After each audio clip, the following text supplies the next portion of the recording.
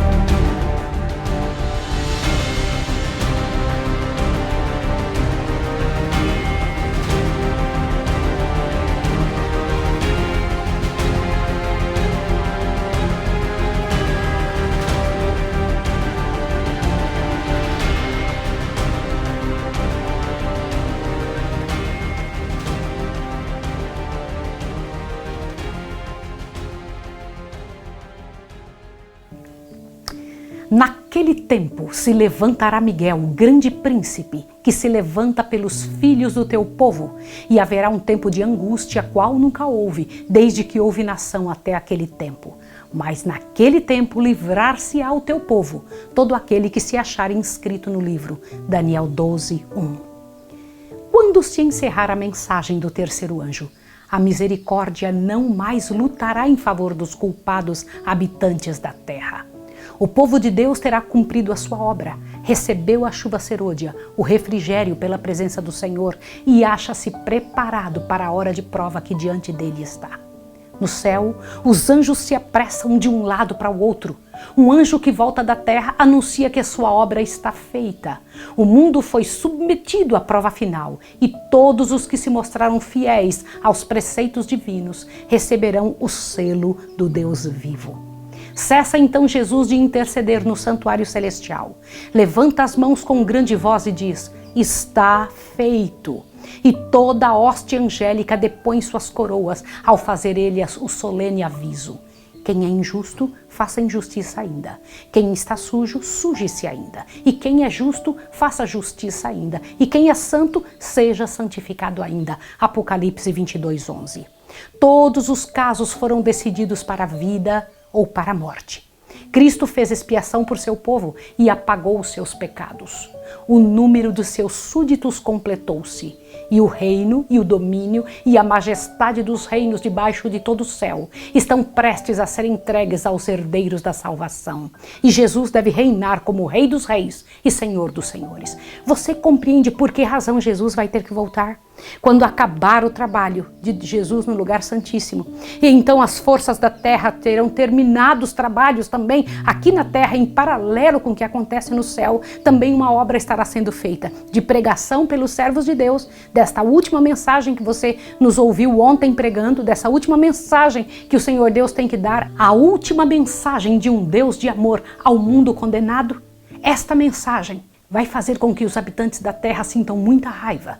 E vai fazer também com que uma multidão de pessoas se convertam. Deixando ele, o santuário, as trevas cobrem os habitantes da terra. Naquele tempo terrível, os justos devem viver à vista de um Deus santo, sem intercessor. Removeu-se a restrição que estivera sobre os ímpios, e Satanás tem domínio completo sobre os que finalmente se encontram impenitentes. Terminou a longanimidade de Deus. O mundo rejeitou a sua misericórdia, desprezou-lhe o amor, pisando a sua lei. Os ímpios passaram os limites de seu tempo de graça. O Espírito de Deus, persistentemente resistido, foi por fim retirado. Desabrigados da graça divina, não têm proteção contra o maligno. Satanás mergulhará então os habitantes da terra em uma grande angústia final. Ao cessarem os anjos de Deus de conter os ventos impetuosos das paixões humanas, ficarão à soltas todos os elementos de contenda. O mundo inteiro se envolverá em ruína mais terrível do que a que sobreveio a Jerusalém na antiguidade. Um único anjo destruiu todos os primogênitos dos egípcios, enchendo a terra de pranto. Quando Davi ofendeu a Deus, por contar o povo, um anjo fez aquela terrível destruição pela qual seu pecado foi punido. Agora preste atenção nessa frase. O mesmo poder destruidor exercido pelos santos anjos quando Deus ordena, será exercido pelos anjos maus quando ele o permitir. Há agora forças preparadas que aguardam apenas o consentimento divino para espalharem a desolação por toda a terra. Aí você pode me perguntar, mas Maísa, por que Deus vai dar aos anjos maus a liberdade de agir? Porque nós habitantes da terra, não estamos aceitando Deus eterno, estamos dando força a Satanás. Cada vez que dizemos não ao que Deus pede, estamos dando força para o reino inimigo. E daqui uns dias, os anjos maus terão que dizer, eles querem o nosso poder, eles querem a nossa guia, eles querem que nós estejamos com eles. E toda pessoa que se entrega a Satanás, não pensa que Satanás é amigo de alguém. Ele não é amigo de ninguém.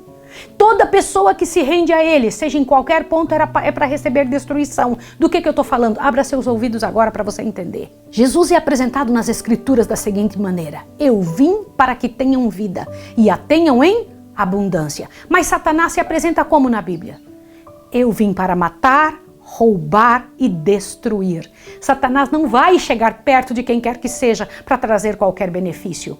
Quando as pessoas entregarem a ele o poder de sua vida, a liberdade de ação em sua vida, porque quando rejeitam as coisas de Deus, estão entregando a sua vida nas mãos do inimigo. Quando fizerem isso, Satanás destruirá os habitantes da terra. O que ele quer é destruir as pessoas. Ele não consegue fazer outra coisa. Isso é muito sério. Eu vou ler para você o que o livro Grande Conflito fala exatamente desse momento. Observe aqui agora. Olhe só.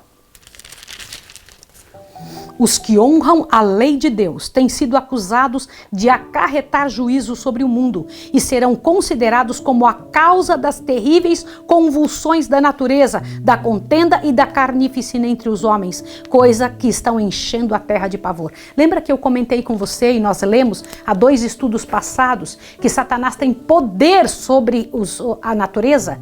Sobre os elementos da natureza, sobre furacões, etc. Na hora que isso estiver acontecendo, porque quanto mais poder dermos a Satanás, mais capacidade ele tem para agir. Ele liberdade tem para agir. Aí você pode estar dizendo, como assim, Maísa, eu dou liberdade? Irmãos, que poder Satanás tem no céu?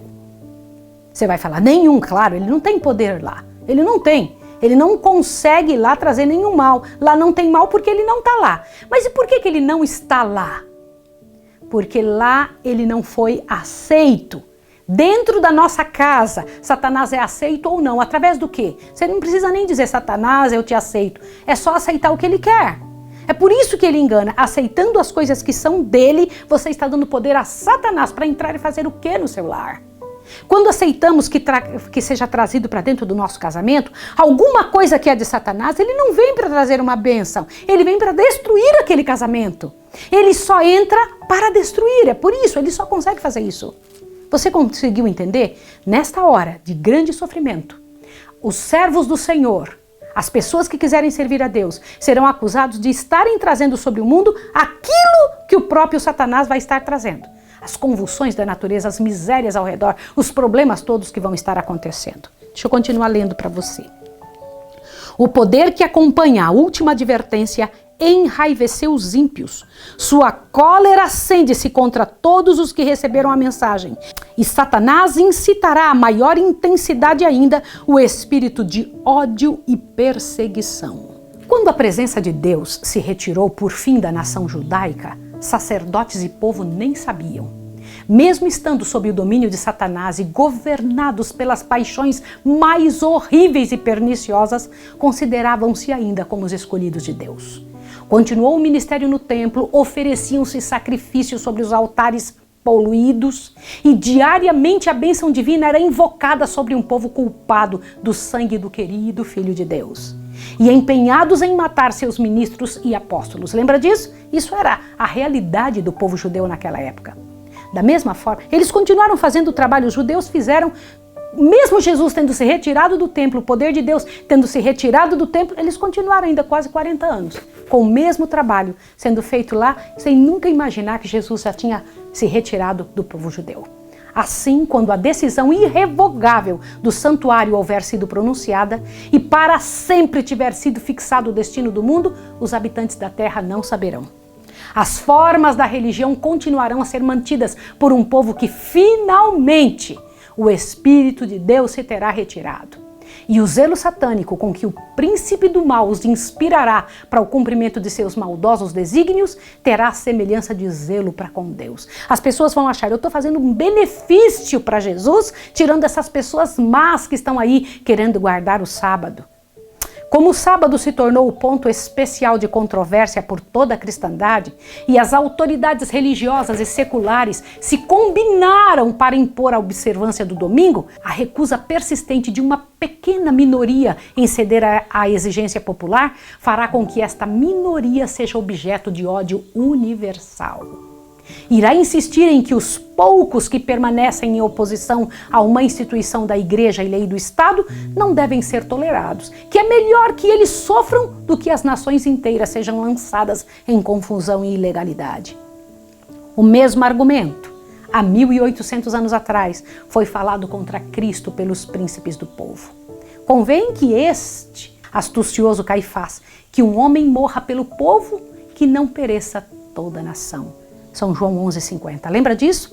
Esse argumento parecerá conclusivo e será expedido, por fim, um decreto contra os que santificam o sábado do quarto mandamento, denunciando-os como merecedores do mais severo castigo e dando ao povo liberdade para, depois de certo tempo, matá-los. É isso mesmo que você está ouvindo. Vai ser dado liberdade para serem mortos os que guardam o sábado. O romanismo do velho mundo e o protestantismo apóstata no novo adotarão uma conduta idêntica para com aqueles que honram todos os preceitos divinos. O povo de Deus será então imerso naquelas cenas de aflição e angústia descritas pelo profeta como o tempo de angústia de Jacó. Assim diz o Senhor: ouvimos uma voz de temor, mas não de paz. Por que se estão tornando macilentos todos os rostos? Ah, porque aquele dia é tão grande que não houve outro semelhante e é tempo de angústia para Jacó. Ele, porém, será livrado dela. Jeremias 30, 5 e 7. A noite de angústia de Jacó, quando lutou em oração para obter o livramento da mão de Esaú, Gênesis 32, 24 a 30, representa a experiência do povo de Deus no tempo de tribulação. Por causa do engano praticado a fim de conseguir a bênção de seu pai, destinada a Esaú, havia Jacó fugido para salvar a vida, alarmado pelas ameaças de morte feitas pelo seu irmão. Depois de ficar muitos anos como exilado, pôs-se a caminho, por ordem de Deus, para voltar com suas mulheres e filhos, rebanhos e gado ao seu país natal. Chegando às fronteiras da terra, encheu-se de terror com as notícias da aproximação de Esaú à frente de um bando de guerreiros indubitavelmente determinados à vingança. A multidão de Jacó, desarmada e indefesa, parecia prestes a cair desamparadamente como vítima da violência e morticínio. E ao fardo de ansiedade e temor, acrescentou-se o peso esmagador da reprovação de si próprio, pois que era o seu pecado que acarretara este perigo.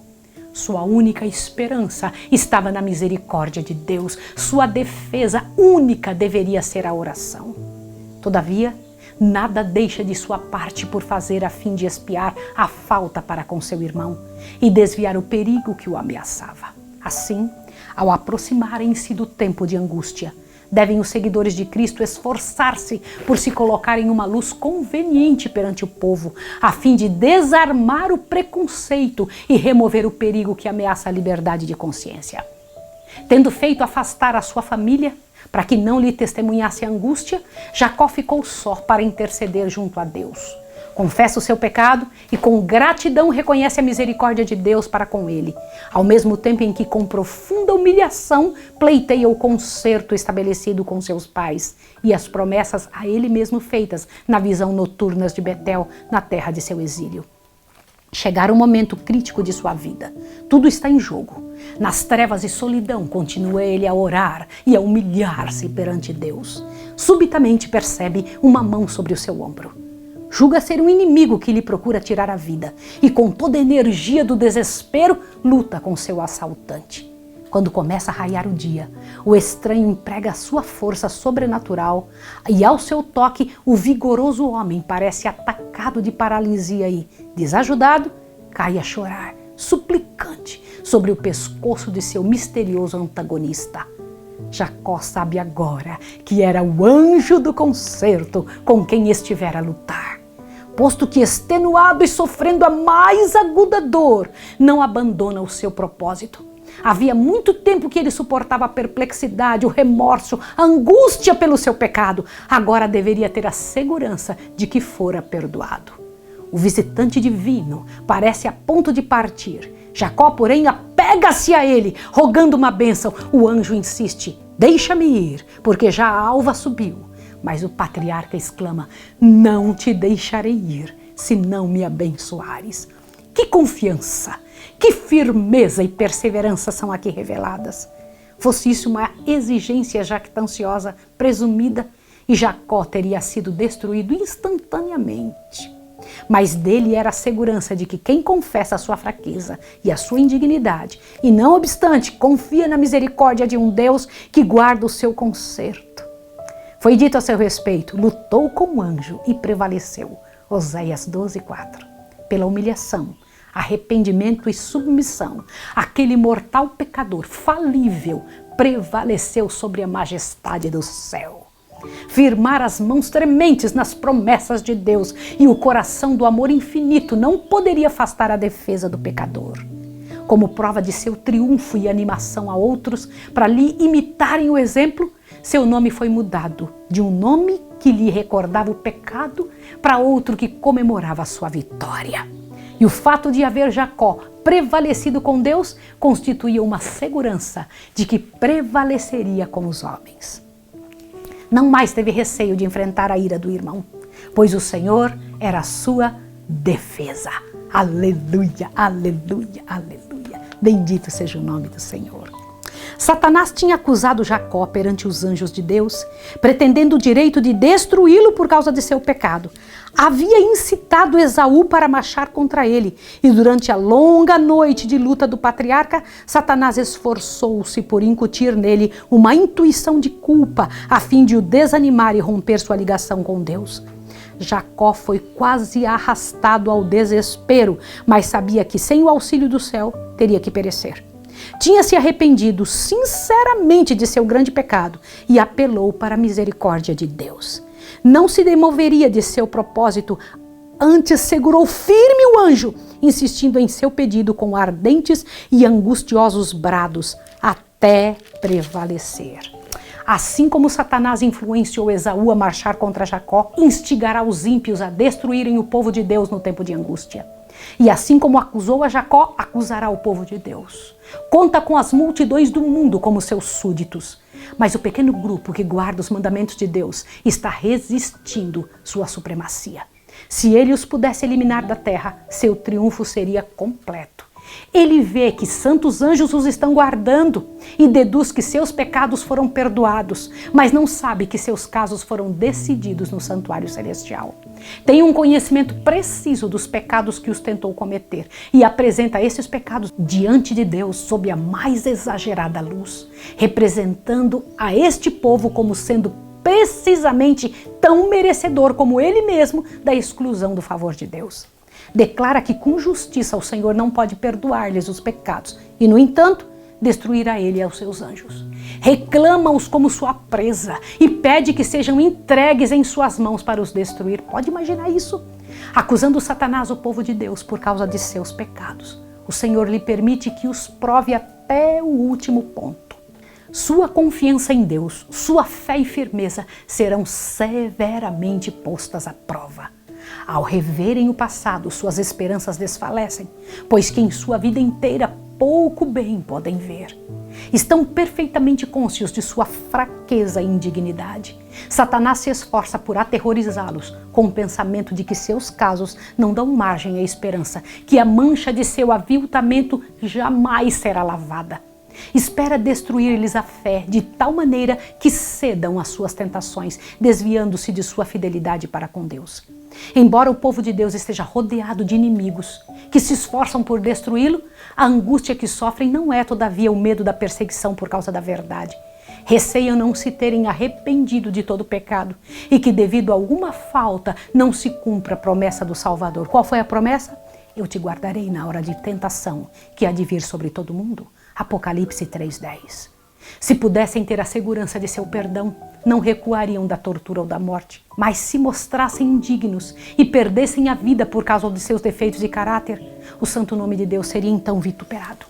De todos os lados ouvem as tramas da traição e veem alastrar-se ativamente a revolta, e despertam-se neles um intenso desejo, fervoroso anseio de alma, para que esta grande apostasia termine e a impiedade dos ímpios chegue ao final. Mas enquanto rogam a Deus que detém a obra de rebelião, é com vivo senso de reprovação própria que não mais têm eles poder para resistir à poderosa onda do mal, a forçá-los a retroceder. Sentem que se houvessem sempre empregado toda a habilidade no serviço de Cristo, indo avante de poder em poder, as forças de Satanás teriam menos capacidade para prevalecer contra eles. Afligem a alma perante Deus, indicando o anterior arrependimento de seus muitos pecados e reclamando a promessa do Salvador. Que se apodere de minha força e faça paz comigo, sim, que faça paz comigo. Isaías 27:5. Sua fé não desfalece por não serem suas orações de pronto atendidas. Sofrendo, embora mais profunda ansiedade, terror e angústia, não cessam as suas intercessões. Apoderam-se da força de Deus como Jacó se apoderara do anjo. E a linguagem de sua alma é: não te deixarei se não me abençoares. Se Jacó não se houvesse primeiro arrependido de seu pecado de obter pela fraude o direito de primogenitura, Deus não lhe teria ouvido a oração, preservando-lhe misericordiosamente a vida. Semelhantemente, no tempo de angústia, se o povo de Deus não tivesse pecados, não confessados que surgissem diante deles enquanto torturados pelo temor e angústia, seriam vencidos. O desespero iria suprimir a fé e não poderiam ter confiança para suplicar de Deus o livramento. Mas ao mesmo tempo em que têm uma profunda intuição de sua indignidade, não possuem falta oculta para revelar. Seus pecados foram examinados e extinguidos no juízo, não podem ser trazidos à lembrança. Você já parou para pensar isso?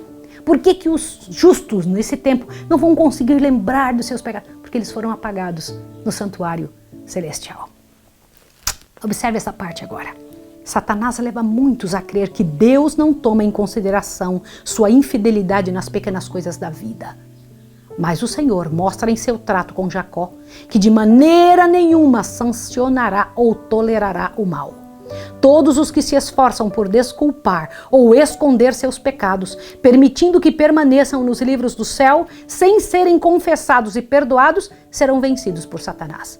Quanto mais exaltada for a sua profissão, mais honrada a posição que ocupam, mais ofensiva é a conduta à vista de Deus e mais certa é a vitória de seu grande adversário. Os que se retardam no preparo para o dia de Deus não poderão obter no tempo de angústia ou em qualquer ocasião subsequente. O caso de todos estes é sem esperança. Os professos cristãos que veem ao último terrível conflito sem se acharem preparados, confessarão em seu desespero seus pecados com palavras de angústia consumidora, enquanto os ímpios exultam de sua agonia. Essas confissões são do mesmo caráter daquelas de Esaú e de Judas. Os que as fazem lamentam o resultado da transgressão, mas não a culpa da mesma. Não sentem verdadeira contrição nem aversão ao mal. Irmãos, temos que orar a Deus pedindo: Senhor, desenvolve em meu coração aversão ao mal. Me ajuda a não gostar das coisas que eu gosto. Isso é muito importante. Peça a Deus: Senhor, me ajude a gostar do que o Senhor gosta. Você tem que pedir a Deus que sinta aversão ao mal. Reconhecem seu pecado pelo medo do castigo, mas semelhante a Faraó na antiguidade, voltariam ao seu desafio ao céu caso fossem removidos juízos. A história de Jacó é também uma segurança de que Deus não rejeitará os que foram enganados, tentados e arrastados ao pecado, mas voltarão a ele com verdadeiro arrependimento. Enquanto Satanás procura destruir essa classe, Deus enviará seus anjos para animar e proteger no tempo de perigo. Os assaltos de Satanás são cruéis e decididos. São decididos os seus enganos, terríveis, mas os olhos do Senhor estão sobre seu povo e seu ouvido escuta-lhes os clamores. Sua aflição é grande, as chamas da fornalha parecem prestes a consumi-los, mas aquele que os refina e os purifica os apresentará como ouro provado no fogo. O amor de Deus para com seus filhos durante o período de sua mais intensa prova é tão forte e terno como nos dias de sua mais radiante prosperidade. Mas é necessário passarem pela fornalha do fogo. Sua natureza terrena deve ser consumida para que a imagem de Cristo possa refletir-lhes perfeitamente. O tempo de agonia e angústia que diante de nós está exigirá uma fé que possa suportar 3 coisas. Ouça o que eu vou te falar: cansaço, demora e a fome. Por que eu estou dizendo isso para você? Porque está escrito. E também para que você pense sobre isso. Esse tempo que está na nossa frente vai precisar que você seja e tenha sido preparado nessas 3 coisas. Uma fé que possa suportar cansaço, demora e fome. Uma fé que não desfaleça, ainda que severamente provada. O tempo de graça é concedido a todos, a fim de prepararem para aquela ocasião. Jacó prevaleceu porque era perseverante e decidido. Sua vitória é uma prova do poder da oração importuna. Todos os que lançarem mão das promessas de Deus, como ele fez, como Jacó fez, e como ele forem fervorosos e perseverantes, serão bem-sucedidos como ele foi. Aleluia! Os que não estão dispostos a negar o eu, e sentir a verdadeira agonia perante a face de Deus, a orar longa e fervorosamente rogando-lhe a bênção, não obterão. Lutar com Deus, meus irmãos, eis a grande necessidade de nossa vida. Lutar hoje. Pedir a Deus: Senhor, me ensine a fazer esta luta. O que é lutar com Deus? Quão poucos sabem o que isso significa? Quão poucos têm buscado a Deus com contrição de alma, com intenso anelo, até que toda faculdade se encontre em sua máxima tensão. Quando ondas de desespero, que linguagem alguma pode exprimir, assoberbam os que fazem suas súplicas, quão poucos se apegam com fé inquebrantável às promessas de Deus. Os que agora exercem pouca fé correm maior perigo de cair sob o poder dos enganos de Satanás e do decreto que violentará a consciência. E mesmo resistindo à prova, serão imersos em uma agonia e aflição mais profundas no tempo de angústia, porque nunca adquiriram o hábito de confiar em Deus. As lições da fé, as quais negligenciaram, serão obrigados a aprender sobre a pressão terrível do desânimo. Devemos familiarizar-nos agora com Deus, provando as suas promessas. Os anjos registram toda oração fervorosa e sincera. Devemos de preferência dispensar as satisfações egoístas a negligenciar a comunhão com Deus. Oh, irmãos, como precisamos pedir a Deus: Senhor, me envolva em comunhão contigo. Vai, busca. Está na hora de você começar a entender que a tua parte tem que ser feita. Corre, ajoelha, fala: Senhor, me dá vontade de orar. Senhor, em nome de Jesus, desenvolva em mim o gosto pelas tuas coisas. Irmãos, eu tenho que ser honesta com você. Não vamos conseguir vencer se não fizermos isso. A maior pobreza, a maior abnegação, tendo sua aprovação, é melhor do que as riquezas, honras e comunidades e amizades sem Ele. Devemos tomar tempo para orar. Se consentirmos que a mente se absorva com os interesses mundanos, o Senhor talvez nos dê esse tempo removendo nossos ídolos, sejam estes o ouro, sejam casas ou terras férteis. Irmãos, que Deus retire tudo de nós. Que o Senhor Deus arranque qualquer coisa, mas que não percamos a chance que temos de fazer dar certo a vida. Agora vamos entender algo sobre os jovens. Observe agora. Os jovens não seriam induzidos ou seduzidos pelo pecado se se recusassem a entrar por qualquer caminho, a não ser que pudesse rogar a bênção de Deus sobre esse mesmo. Se os mensageiros que levam a última e solene advertência ao mundo orassem rogando a bênção de Deus, Não de maneira fria, descuidada e ociosa, mas fervorosamente e com fé, como fez Jacó, encontrariam muitos lugares onde poderiam dizer: tenho visto a Deus face a face e minha alma foi salva. Gênesis 32:30. Seriam tidos pelo céu na conta de príncipes com poder para prevalecer com Deus e com os homens. Puxa vida, é isso que eu quero para minha vida.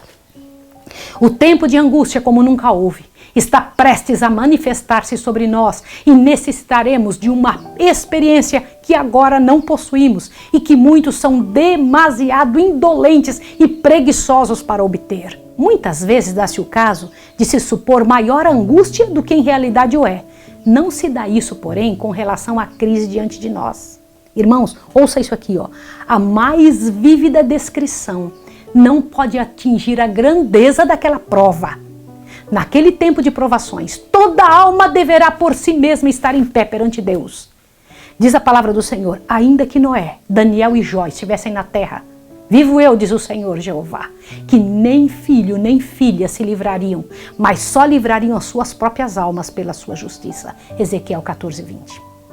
Agora, enquanto nosso grande sumo sacerdote está a fazer expiação por nós, devemos procurar tornar-nos perfeitos em Cristo. Nem mesmo por um pensamento poderia nosso Salvador ser levado a ceder ao poder da tentação. Satanás encontra nos corações humanos algum ponto em que pode obter apoio, algum desejo pecaminoso é acariciado, por meio do qual suas tentações asseguram a sua força. Mas Cristo declarou de si mesmo: aproxima-se o príncipe deste mundo e nada tem em mim. João 14:30. Satanás nada pôde achar no Filho de Deus que o habilitasse a alcançar a vitória. Se assusta agora. Tinha guardado os mandamentos de seu pai e não havia pecado que Satanás pudesse usar para a sua vantagem. Agora ouça essa frase: esta é a condição em que devem encontrar-se os que subsistirão no tempo de angústia. Senhor, tem misericórdia de nós. Senhor, tem misericórdia de mim e dessa pessoa que está ouvindo. Senhor, tem misericórdia em nome de Jesus. Toca-nos, faz o que for preciso, Senhor, em nome de Jesus. Que prossigamos nesse tipo de vida. É nessa vida que devemos afastar de nós o pecado pela fé no sangue expiatório de Cristo. Nosso precioso Salvador nos convida a unir-nos a Ele e ligar nossa fraqueza à sua força, nossa ignorância à sua sabedoria e aos seus méritos à nossa indignidade. A providência de Deus é a escola na qual devemos aprender a mansidão e a humildade de Jesus.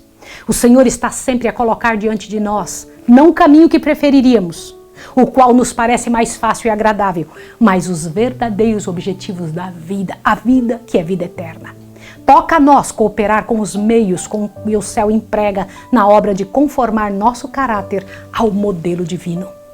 Ninguém poderá negligenciar ou adiar essa obra sem grave perigo para a sua alma. O apóstolo João ouviu em visão uma grande voz no céu exclamando: ai dos que habitam na terra e no mar, porque o diabo desceu a vós e tem grande ira, sabendo que tem pouco tempo. Apocalipse 12:12. Terríveis são as cenas que provocam essa exclamação da voz celestial. A ira de Satanás aumenta à medida em que o tempo se abrevia. E sua obra de engano e destruição atingirá o auge no tempo de angústia. Nunca Satanás teve tanto poder como tem agora, e terá como nunca, conforme as pessoas vão se entregando a ele. Terríveis cenas de caráter sobrenatural logo se manifestarão nos céus, como indício do poder dos demônios operadores de prodígios. Os espíritos diabólicos sairão aos reis da terra e ao mundo inteiro para segurá-los no engano e forçá-los a se unirem a Satanás em sua última luta contra o governo do céu.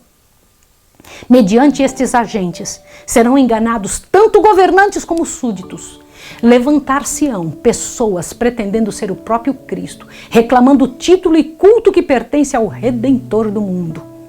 Efetuarão maravilhosos prodígios de cura, afirmando terem recebido do céu revelações que contradizem os testemunhos das Escrituras. Por isso que você tem que saber bem a palavra. Quando alguém vier dizer alguma coisa que é contrário ao que a Bíblia diz, se você conhece a Bíblia, se você tem a sua Bíblia, se você estuda a Bíblia, você não será enganado. Mas olha que tristeza se você continuar só ouvindo pessoas e não estudar por si mesmo. Como ato culminante final no grande drama do engano, o próprio Satanás personificará Cristo. Sabia disso? Satanás vai fingir que é Jesus. A igreja tem há muito tempo professado considerar o advento do Salvador como as realizações de suas maiores esperanças. Assim, o grande enganador fará parecer que Cristo veio. Em várias partes da terra, Satanás se manifestará entre os homens como um ser majestoso, com um brilho deslumbrante, assemelhando-se à descrição do Filho de Deus dada por João no Apocalipse, no capítulo 1, 13 e 15. A glória que o cerca não é excedida por coisa alguma que os olhos mortais já tinham contemplado. Ressoa nos ares a aclamação de triunfo. Cristo veio, e o povo se prostra em adoração diante dele, enquanto este ergue as mãos e sobre eles pronuncia uma bênção, assim como Cristo abençoava seus discípulos quando esteve aqui na terra. Sua voz é meiga e branda, cheia de melodia, em tom manso e compassivo, apresenta algumas das mesmas verdades celestiais e cheias de graça que o Salvador proferia, cura as moléstias do povo e então, em seu pretenso caráter de Cristo, alega ter mudado o sábado para o domingo, ordenando a todos que santifiquem o dia que ele abençoou. Ele vai dizer que é o domingo. Declara que aqueles que persistem em santificar o sétimo dia estão blasfemando de seu nome pela recusa de ouvirem seus anjos, a eles enviados com a luz e a verdade. É este um poderoso engano, quase invencível. Semelhantes aos samaritanos que foram enganados por Simão Mago, as multidões, desde o menor até o maior, dão créditos a estes enganos, dizendo: esta é a grande virtude de Deus. Atos 8:10. Mas o que vai acontecer com o povo de Deus neste momento? Presta atenção. Olhe bem para que você possa entender isso daqui. Olhe só. Mas o povo de Deus não será desencaminhado. Aleluia! Os ensinos deste falso Cristo não estão de acordo com as Escrituras. Sua bênção é pronunciada sobre os adoradores da besta e da sua imagem, a mesma classe sobre a qual a Bíblia declara que a ira de Deus, sem mistura, será derramada. E você sabe que a própria palavra de Deus diz que Jesus não vai mais pisar na terra. Quem vai pisar aqui na terra vai ser Satanás. E esse falso Cristo, que é Satanás, vai contradizer as Escrituras. Jesus nunca falaria contrário à sua própria palavra. Mas, irmãos, imaginem, Jesus não vai pisar mais nessa terra. E esse falso Cristo vai estar aqui andando entre nós, fazendo todas essas coisas que Jesus não vai mais fazer. E o mais interessante é que ele vai contradizer as Escrituras. Jesus nunca fez isso. Ele nunca contradisse aquilo que ele mesmo escreveu. E demais, não será permitido a Satanás imitar a maneira do advento do verdadeiro Cristo. O Salvador advertiu seu povo contra o engano neste ponto e predisse claramente o modo da sua segunda vinda. Surgirão falsos cristos e falsos profetas e farão tão grandes sinais e prodígios que, se possível fora, enganariam até os escolhidos. Portanto, se vos disserem, eis que ele está no deserto, não saiais. Eis que está no interior da casa, não acrediteis. Porque assim como o relâmpago sai do oriente e se mostra até o ocidente, assim será também a vinda do Filho do Homem. Mateus 24, de 24 a 27. Não há possibilidade de ser imitada esta vinda. Será conhecida universalmente, testemunhada pelo mundo inteiro ao mesmo tempo. Apenas os que forem diligentes estudantes das Escrituras e receberem o amor da verdade. Presta atenção que eu acabei de ler para você. Apenas os que forem diligentes estudantes das Escrituras. E que mais? E receberem o amor da verdade. Estarão ao abrigo dos poderes enganadores que dominam o mundo. Do que eu estou falando? Não adianta só ler a Bíblia. Satanás lê muito a Bíblia. Mas você tem que receber o amor à verdade, o amor da verdade, a vontade de fazer o certo. Peça a Deus: Senhor, me ensina a amar as tuas coisas. Me ajude a gostar do que o Senhor gosta. Pelo testemunho da Bíblia, estes surpreenderão o enganador em seu disfarce. Para todos virá o tempo de prova. Pela cirandagem da tentação, irá ficar revelado os verdadeiros crentes. Acha-se hoje o povo de Deus tão firmemente estabelecido em sua palavra que não vem a ceder às evidências de seus sentidos? Eles serão apegados nessa crise à Bíblia e à Bíblia só. Sendo possível, Satanás os impedirá de obter o preparo para estar em pé naquele dia. disporá as coisas de tal maneira de lhes obstruir o caminho, embaraçando com tesouros terrestres e fazer levar um fardo muito pesado e cansativo, a fim de que seu coração se sobrecarregue com os cuidados dessa vida e o dia da prova venha sobre eles como ladrão. Quando o decreto promulgado pelos vários governantes da cristandade contra os observadores dos mandamentos lhe retirar a proteção do governo, abandonando-os aos que lhes desejam a destruição, o povo de Deus fugirá das cidades e vilas e serão reunidos em grupos, habitando nos lugares mais desertos e solitários. Muitos encontrarão refúgio na fortaleza das montanhas, semelhantes aos cristãos dos vales do Piemonte, dos lugares altos da terra, farão santuários ali, agradecendo a Deus pelas fortalezas das rochas. Isaías 33:16. Muitos, porém, de todas as nações, de todas as classes, elevadas e humildes, ricos e pobres, negros e brancos, serão arrojados na escravidão mais injusta e cruel. Os amados de Deus passarão dias penosos, presos em correntes, retidos pelas barras da prisão, sentenciados à morte, deixados alguns aparentemente para morrer à fome nos escuros e nauseabundos calabouços. Nenhum ouvido humano lhes escutará os gemidos. Mão alguma estará pronta para prestar-lhe auxílio. Será que Deus vai se esquecer do seu povo nessa hora de provação? Esqueceu-se ele de seu fiel Noé, quando caíram os juízos sobre o mundo antediluviano? Esqueceu-se ele de Ló, quando desceu fogo do céu para consumir as cidades da planície? Esqueceu-se de José, rodeado de idólatras no Egito? Esqueceu-se de Elias, quando o juramento de Jezabel o ameaçou com a sorte dos profetas de Baal? Esqueceu-se de Jeremias no escuro e horrendo fosso de sua prisão? Esqueceu-se dos 3 heróis na fornalha ardente ou de Daniel na cova dos leões? Mas Sião diz: já me desamparou o Senhor e o Senhor se esqueceu de mim. Eu preciso ler esse pedaço para você, observe isso aqui agora, presta atenção.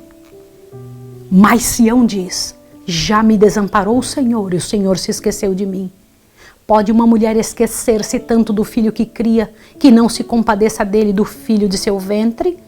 Mas ainda que se esquecesse, eu todavia não me esquecerei de ti. Eis que nas palmas de minhas mãos te tenho gravado. Isaías 49:14-16.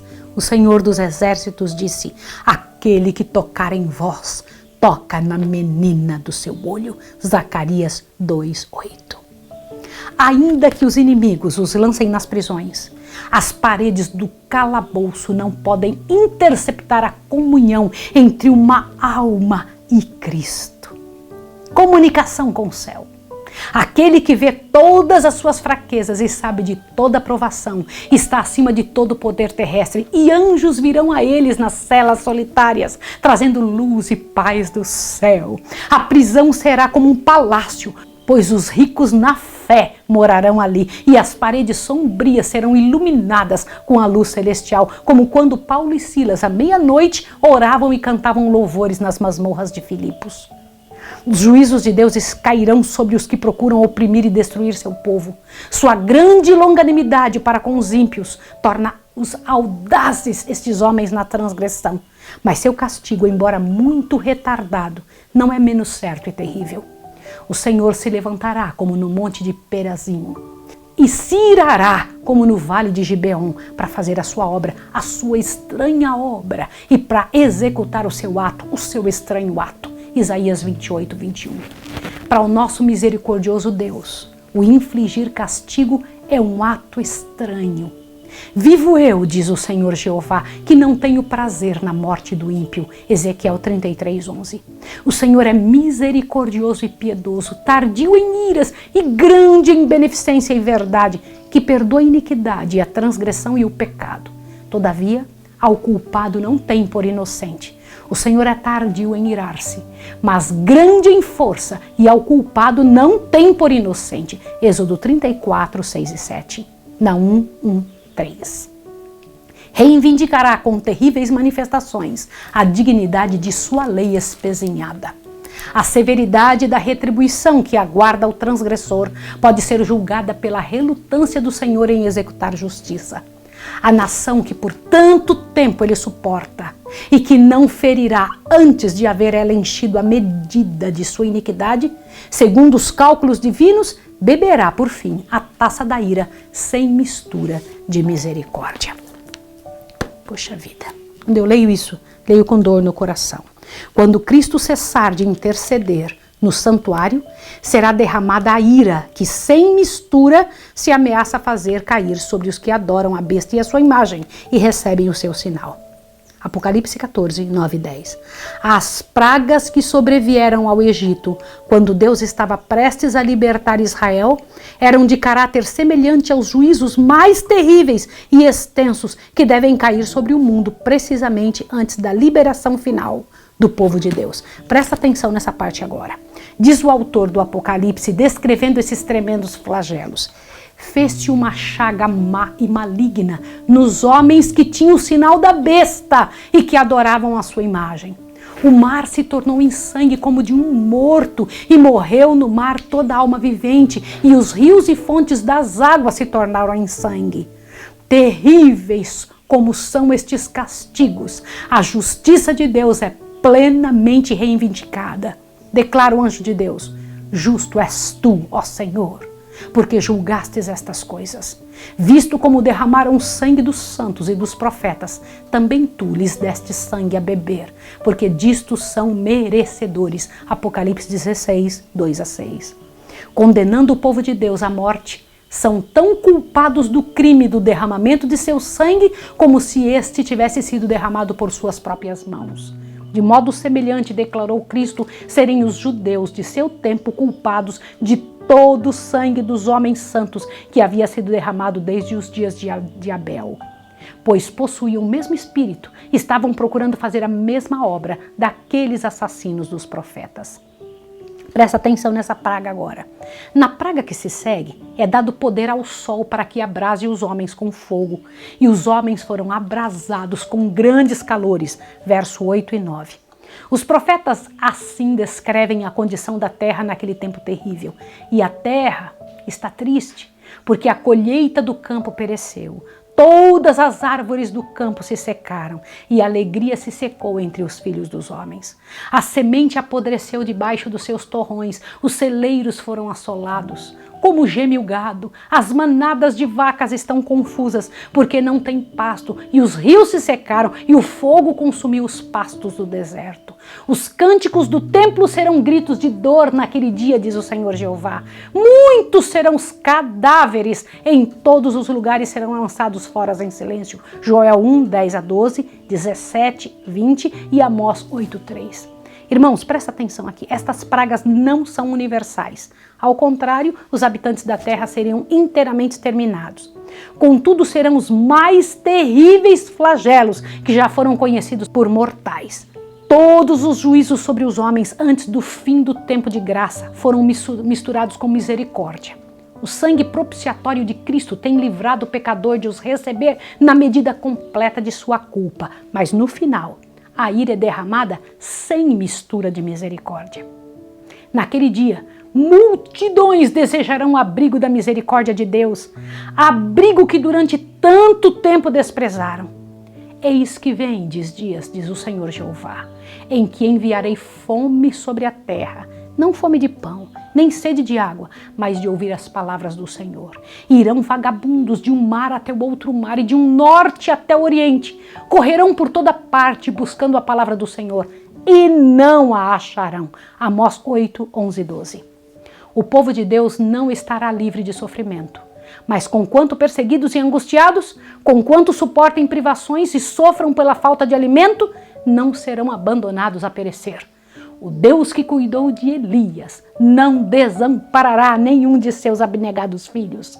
Aquele que conta os cabelos de nossa cabeça, deles cuidará, e no tempo de fome serão alimentados. Aleluia! Enquanto os ímpios estão a morrer de fome e pestilência, os anjos protegerão os justos, suprindo-lhe as necessidades. Irmãos, imagine isso. Que coisa gloriosa! Que pão é esse que os anjos vão trazer, irmãos? O mesmo pão que se come, o mesmo pão que os anjos de Deus comem no céu, o maná. Para aquele que anda em justiça é esta promessa: o seu pão lhe será dado e as suas águas serão certas. Os aflitos e necessitados buscam águas e não as há, e a sua língua se seca de sede. Mas eu, Senhor, os ouvirei. Eu, o Deus de Israel, não os desampararei. Isaías 33, 16 e 41, 17. Ainda que a figueira não floresça, nem haja fruto na vide, e o produto da oliveira minta, e os campos não produzam mantimento, e as ovelhas das malhadas sejam arrebatadas, e nos currais não haja vacas. Os que o temem, contudo, se alegrarão no Senhor e exultarão no Deus de sua salvação. Abacuque 3, 17 e 18. O Senhor é quem te guarda, o Senhor é a tua sombra à tua direita. O sol não te molestará de dia, nem a lua de noite. O Senhor te guardará de todo mal, Ele guardará a tua alma. Ele te livrará do laço do passarinheiro e da peste perniciosa. Ele te cobrirá com as suas penas e debaixo de suas asas estará seguro. A sua verdade é escudo e broquel. Não temerás espanto noturno, nem seta que voe de dia, nem peste que ande na escuridão, nem mortandade que assole ao meio-dia. 1000 cairão ao teu lado, 10.000 à tua direita, mas tu não serás atingido. Somente com os teus olhos olharás e verás a recompensa dos ímpios, porque tu, ó Senhor, és o meu refúgio, o Altíssimo é a tua habitação. Nem o mal te sucederá, nem praga alguma chegará à tua tenda. Salmo 121, 5 e 7 e 91, 3 a 10. Aleluia! Vamos ler o último texto? Vamos lá? Vamos lá, vamos juntos a lá. Aos olhos humanos, parecerá todavia que o povo de Deus logo deverá selar seu testemunho com sangue, assim como fizeram os mártires antes deles. Eles mesmos começam a recear que o Senhor os abandonou para sucumbirem às mãos de seus inimigos. É um tempo de terrível agonia.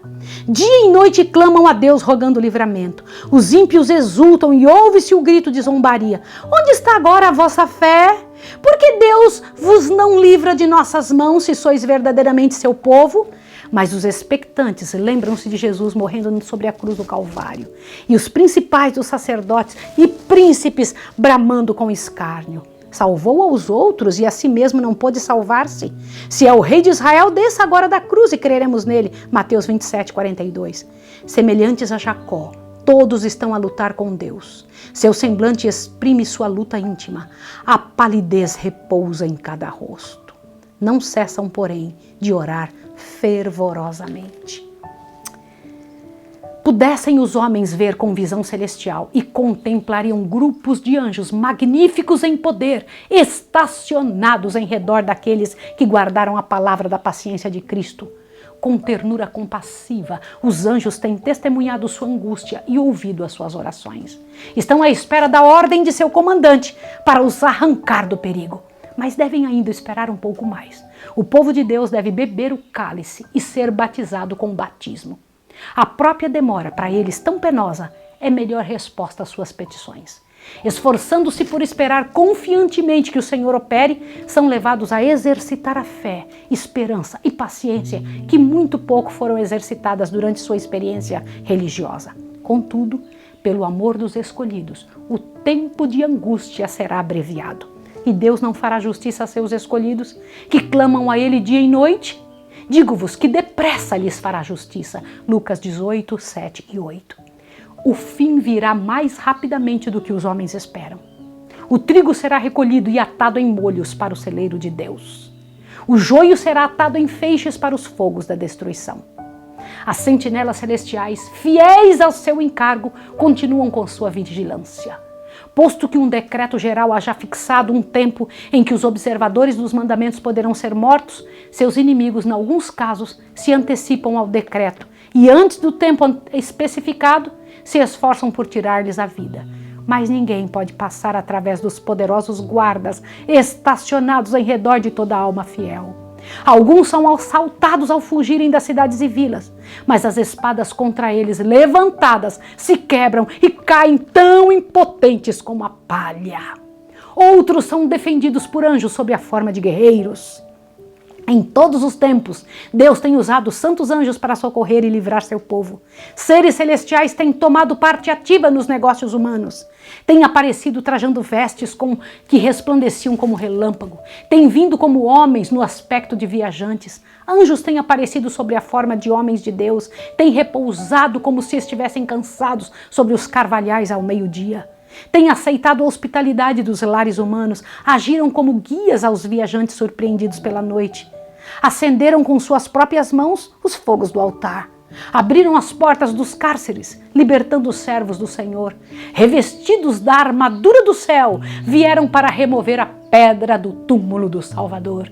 Sob a forma humana, muitas vezes se acham anjos nas assembleias dos justos e visitam as dos ímpios. Assim foram a Sodoma, a fim de fazer um relato de suas ações, para determinar se haviam passado os limites da longanimidade de Deus. O Senhor se deleita na misericórdia e, por amor dos poucos que realmente o servem, restringe as calamidades, prolongando a tranquilidade das multidões. Mal compreendem os que pecam contra Deus, que devem sua própria vida aos poucos fiéis a que se deleitam em ridicularizar e oprimir. Ainda que os governadores deste mundo não saibam, os anjos têm sido muitas vezes oradores em seus concílios. Olhos humanos os têm visto, humanos ouvidos escutaram-lhe os apelos, lábios humanos se opuseram às suas sugestões e ridicularizaram-lhe os conselhos. Humanas mãos os defrontaram com insultos e agressões. Nos recintos dos concílios, nas cortes de justiça, estes mensageiros celestiais têm revelado um conhecimento particularizado da história humana. Demonstraram-se ser mais capazes para defender a causa dos opressos do que os advogados mais hábeis e eloquentes. Frustraram propósitos, impediram males que teriam grandemente retardado a obra de Deus, ocasionando grande sofrimento a seu povo. Na hora de perigo e angústia, o anjo do Senhor acampa-se ao redor dos que o temem e os livra. Salmo 34:7. Com ardente anseio, o povo de Deus aguarda os sinais de seu rei vindouro. Ao serem consultadas as sentinelas, guarda, que hora da noite? É dada sem vacilação a resposta, vem amanhã e também à noite. Isaías 21:11-12. Brilha a luz nas nuvens, sobre o cume das montanhas. Revelar-se-á em breve a sua glória. O sol da justiça está prestes a raiar. A manhã e a noite estão ambas às portas. O iniciar de um dia intérmino para os justos e o baixar da eterna noite para os ímpios. Ao insistir o povo militante de Deus com suas súplicas perante o Senhor, o véu que os separa do invisível parece quase a retirar-se. Os céus incendem com o raiar de um dia eterno, e qual melodia de cânticos angelicais soam aos ouvidos as palavras: permanecei firmes em vossa fidelidade, o auxílio vem. Cristo, o Todo-Poderoso, vencedor, oferece aos seus soldados cansados inalterável coroa de glória, e vem a sua voz das portas entreabertas. Isso que você vai ouvir aqui vai ser Jesus que vai falar. Eis que estou convosco, não temais. Conheço todas as vossas angústias, suportei os vossos pesares. Não estais a lutar contra inimigos que ainda não foram provados. Pelejei o combate em vosso favor, e em meu nome sois mais do que vencedores. Aleluia! O precioso Salvador enviará auxílio exatamente quando dele necessitarmos. O caminho para o céu acha-se consagrado pelas suas pegadas. Cada espinho que fere nossos pés, feriu os seus. A cruz que somos chamados a carregar, ele levou antes de nós. O Senhor... Puxa vida, só mais um minutinho.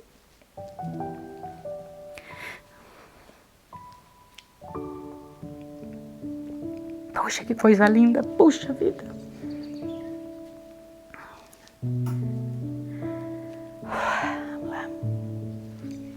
O Senhor permite que venham os conflitos a fim de prepararem a alma para a paz. O tempo de angústia é uma prova terrível para o povo de Deus. É, porém, a ocasião de todo verdadeiro crente olhar para cima e, pela fé, ver o arco da promessa circundando-o. Voltaram os resgatados do Senhor, e virão a Sião com júbilo, e perpétua alegria haverá sobre as suas cabeças, e gozo e alegria alcançarão, a tristeza e o gemido fugirão. Eu sou aquele que vos consola. Quem, pois, és tu, para que temas o homem que é mortal, ou o filho do homem que se tornará em feno? E te esqueces do Senhor que te criou, e temes continuamente todo dia o furor do angustiador, quando se preparar para destruir? Onde está o furor do que te atribulava? O exilado cativo depressa será solto e não morrerá na caverna, e o seu pão lhe não faltará, porque eu sou o Senhor teu Deus, que fende o mar e bramem as suas ondas. O Senhor dos exércitos é o seu nome. E ponho as minhas palavras na tua boca e te cubro com a sombra de minha mão. Isaías 51, 11 a 16. Glória ao nome de Jesus. Pelo que agora ouve isto, ó pressa, e embriagada, mas não de vinho, assim diz o teu Senhor, Jeová, o teu Deus, que pleiteará a causa de seu povo. Eis que eu tomo da tua mão o cálice da vacilação, as fezes do cálice do meu furor, nunca mais dele beberás. Mas poluei nas mãos dos que te entristecerem, que dizem à tua alma, abaixa-te, para que passemos sobre ti. E tu pusestes as tuas costas como chão e como caminhos aos viajantes. Isaías 51, 21 e 23. Os olhos de Deus estão vendo através dos séculos. Fixaram-se na crise que seu povo deve enfrentar quando os poderes terrestres contra ele se depuserem. Como o exilado cativo, estarão receosos da morte pela fome ou pela violência. Mas o santo, que diante de Israel dividiu o mar vermelho, manifestará seu grande poder, libertando-o do cativeiro. Eles serão meus, diz o Senhor dos Exércitos. Naquele dia que farei, serão para mim particular tesouro. Poupá-los-ei como um homem poupa seu filho que o serve. Malaquias 3,17. Se o sangue das fiéis testemunhas de Cristo fosse derramado nesta ocasião, não seria como o sangue dos mártires, qual semente lançada a fim de produzir uma colheita para Deus. Sua fidelidade não seria testemunho para convencer outros da verdade, pois que o coração endurecido rebateu as ondas de misericórdia até não mais voltarem. Se os justos fossem agora abandonados para caírem como presa de seus inimigos, seria um triunfo para o príncipe das trevas. Diz o salmista, no dia da adversidade me esconderá no teu pavilhão, no oculto do seu tabernáculo me esconderá. Salmo 27, 5. Cristo falou, vai, pois, povo meu, entra nos teus quartos e fecha as tuas portas sobre ti. Esconde-te só por um momento, até que passe a ira, porque eis que o Senhor sairá do seu lugar para castigar os moradores da terra por causa da sua iniquidade. Isaías 26, 20 e 21. Glorioso será o livramento dos que pacientemente esperam pela sua vinda e cujos nomes estão escritos no livro da vida. Glória ao nome do Senhor. Meu irmão, minha irmã, isso é para você e é para mim. Todos os que ficarem firmes verão o Senhor da glória, verão o Senhor vindo nas nuvens dos céus para resgatá-los para sempre desse mundo mau. Força agora, firmeza agora, coração entregue nas coisas do céu. O próximo estudo é grandioso. O capítulo 40 diz o livramento dos justos. Como será o livramento deste povo que vai estar encarcerado? Quer saber sobre isso? Esteja conosco amanhã. Vamos orar juntos. Santo Deus e amado Pai, rogamos a Ti que o Senhor nos dê esta têmpera, Senhor, esta forma de viver, esta fé, esta coragem. Encha-nos do poder do céu em nome de Jesus. Amém. Deus abençoe você e até amanhã.